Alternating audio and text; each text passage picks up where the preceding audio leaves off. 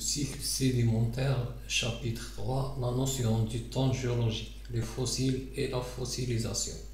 المستحدثات والاستحاضة. Donc, comme préacquis, la formation des roches sédimentaires nécessite 4 phénomènes géologiques: l'altération superficielle des matériaux qui produisent des particules, le transport de ces particules vers le milieu de dépôt, la sédimentation, dépôt de ces sédiments dans un milieu donné, la diagenèse, la transformation des sédiments en roches sédimentaires. Donc, les roches sédimentaires se déposent sous forme de couches horizontales et parallèles. D'autres exemples de couches sédimentaires horizontales et parallèles lors de leur dépôt. Donc, souvent, ces roches sédimentaires contiennent des restes ou des activités d'êtres vivants témoins d'une vie passée. Donc, on a d'autres exemples, les œufs de dinosaures, des poissons, des coquilles de différents animaux qui vivaient dans ces milieux où on a des pots de roches sédimentaires ou des troncs d'arbres. Donc, comme introduction, le dépôt des sédiments se fait en couches parallèles et horizontales, les couches sédimentaires.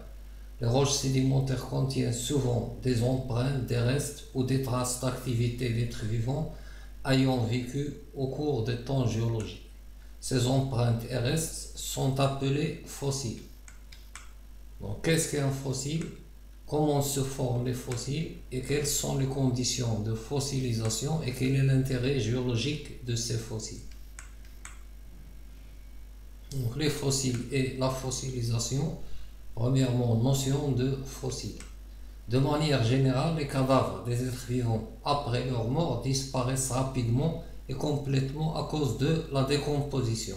La décomposition des parties molles, la matière organique, et des parties solides, les os et les coquilles. Donc, après la mort, les animaux ou leurs cadavres sont à la merci soit des charognards ou de la décomposition ou des pluies, des vents, où ils seront transportés soit par l'eau ou par le vent et ils vont se détruire. Donc, mais exceptionnellement, on a des cas exceptionnels. Donc, les fossiles représentent donc les restes ou les traces d'activité d'êtres vivants qui sont conservés par fossilisation. Et la fossilisation, c'est le processus donnant lieu à la formation de ces fossiles. Donc, exceptionnellement, il arrive que des restes ou des empreintes échappent à cette réalité, à la décomposition, et deviennent au fil du temps des fossiles témoins d'une vie passée. Donc, un fossile est donc soit un reste, coquille, carapace, les os, les dents, des graines, des feuilles, du pollen, plancton ou des micro-organismes, ou un moulage d'un animal ou d'un végétal conservé dans une roche sédimentaire. Donc, les modes de fossilisation. On a plusieurs modes de fossilisation.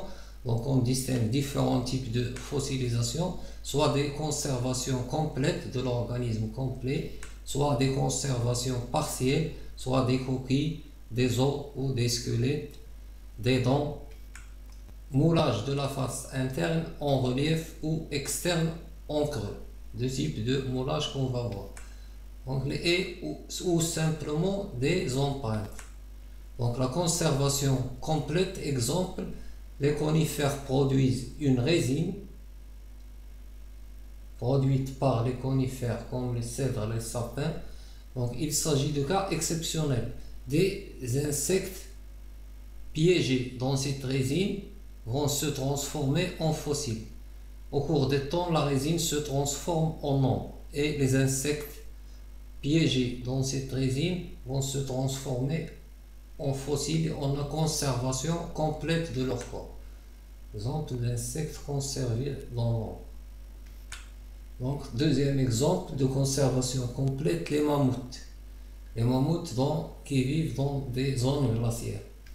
Donc, on a un exemple d'un petit mammouth conservé complètement dans la glace.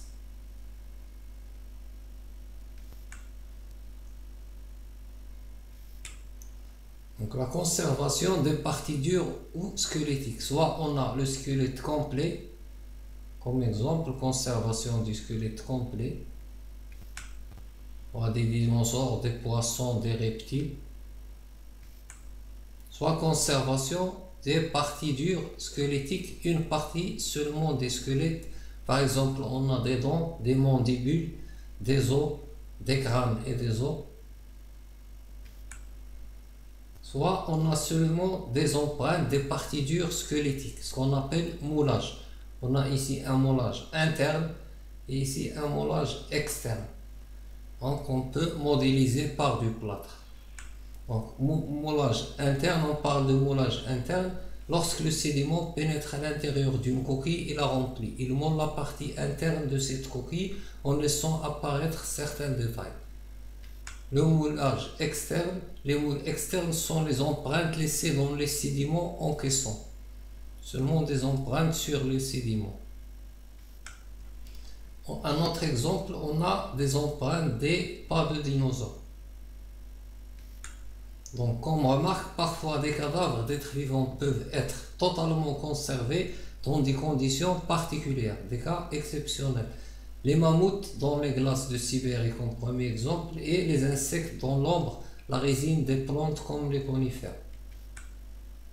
Donc on va passer au comment se forment les fossiles. On va d'abord voir la formation des fossiles sous forme de coquilles.